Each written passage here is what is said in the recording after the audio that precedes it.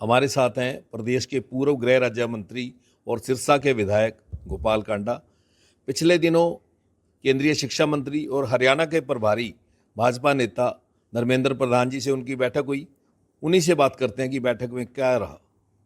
जी, बैठक में मैं तो पहले ही बता चुका हूँ। हरियाणा तक पे मैंने पहले बता दिया कि बैठक हुई है और सभी चीज़ों के बारे में, हरियाणा के बारे में बातचीत हुई है कि कहाँ क्या कैसे होगा, और जब फाइनल होगा तो बताऊंगा मैं आपको।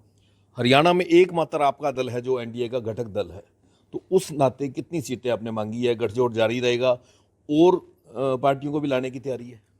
देखो, अभी कुछ भी ऐसी बात बताने की है नहीं कि जब तक फाइनल नहीं हो जाती कि क्या कहाँ कौन लड़ेगा क्या लड़ेगा। अभी हमने अपनी बात रखी है वहाँ, तो जैसे ही अप्रूव होगी मैं तुरंत बताऊंगा आपको। सियासी गलियारों में चर्चा है कि आप अकेले सिरसा ही नहीं, साथ एलनाबाद से भी चुनाव लड़ सकते हैं। आपके परिवार के लोग रानिया और फतेहाबाद से लड़ सकते हैं। देखो, पॉलिटिक्स में चर्चा होना बड़ी आम बात है और लोगों की अपनी अपनी सोच होती है, और हम कहाँ कहाँ लड़ेंगे ये जल्दी सभी सामने आ जाएगा कि कौन कहाँ से लड़ेगा हरियाणा लोकहित पार्टी से, वो बहुत जल्दी आपको पता चलेगा।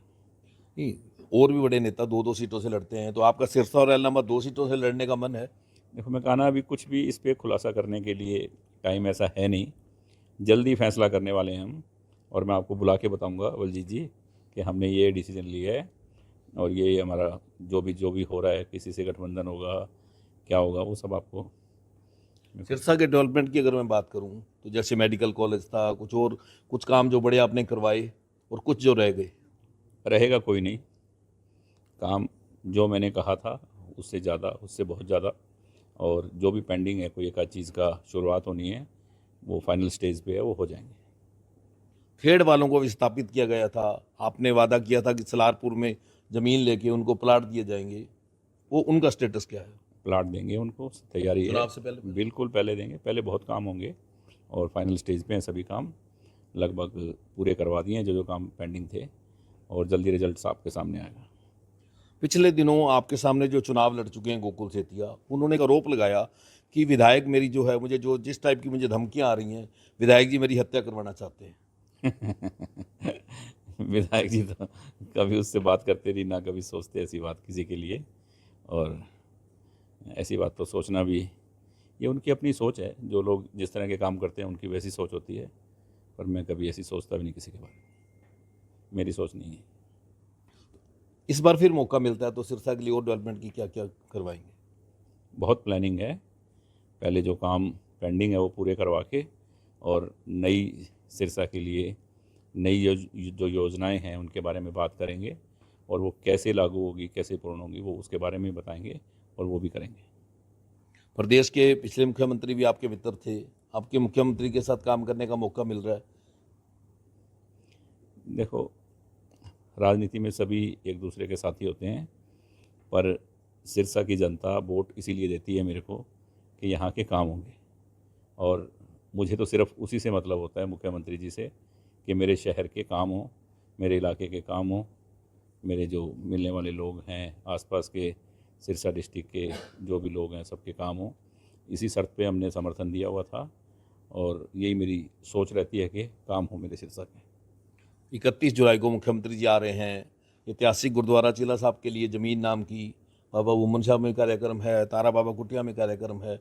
सबसे पहले अगर गुरुद्वारा साहब की बात करूं, जो ज़मीन बरसों से उनके नाम नहीं थी, इस बार जो सनी साहब ने नाम की है और उनका सम्मान 31 को जो हो रहा है। देखो, ये अपने अपनी सोच होती है हर व्यक्ति की, और सैनी साहब ने ये एक बहुत बड़ा काम किया है सिरसा के लिए, क्योंकि सिरसा गुरुओं की, संत महात्माओं की धरा है, और चिल्ला साहब जी के लिए जो जगह दी है उन्होंने, उनके नाम करके एक ये बड़ा काम किया है, और उनका उनका आशीर्वाद भी मिलेगा सैनी साहब को, और सभी को सिरसावासी सभी उनका स्वागत करेंगे, इस बात के लिए सम्मान करेंगे कि ये बहुत अच्छा काम किया सरकार ने, और मैं खुद इस काम की बहुत सराहनीय, मैं कहता हूँ कि एक बड़ा काम है जो सिरसा के लिए सरकार ने किया है। पिछले दिनों संघर्ष रिश्ता गांव के अंदर कंबोज सभा ने आपका मान सम्मान इस बात के लिए किया कि उनकी जो सरप्लस भूमि थी आपने वापस दिलाई।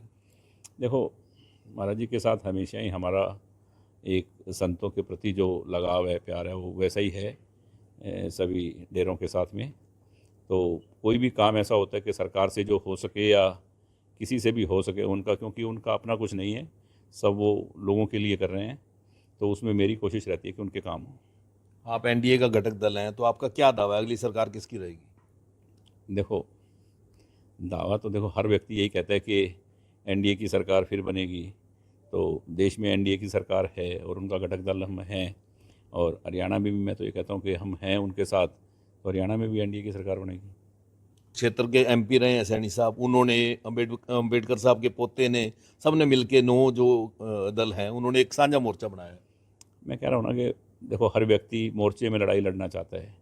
ये इंडी गठबंधन बना जो वो भी एक मोर्चा ही बना था कि हम देश की सरकार बनाएंगे, राज करेंगे। ये जनता किसको अपनाती है वो सब जनता जनार्दन को मालूम होता है कि कौन क्या करेगा प्रदेश के लिए और कौन सरकार क्या करेगी, और कुछ लोग तो वैसे ही आजमाए हुए हैं।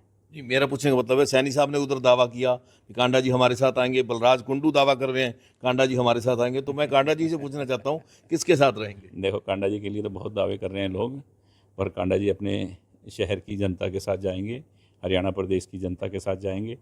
जिसकी सोच होगी इस प्रदेश की विकास के लिए, प्रदेश की तरक्की के लिए, और हमारा नारा वही है कि जन जन का सम्मान करेंगे, लोकहित में काम करेंगे।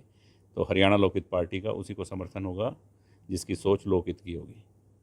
तो ये थे गोपाल कांडा, जिन्होंने दावा किया कि प्रदेश में तीसरी बार भी भारतीय जनता पार्टी की यानी कि एनडीए घटक दल के साथ मिलकर सरकार बनेगी।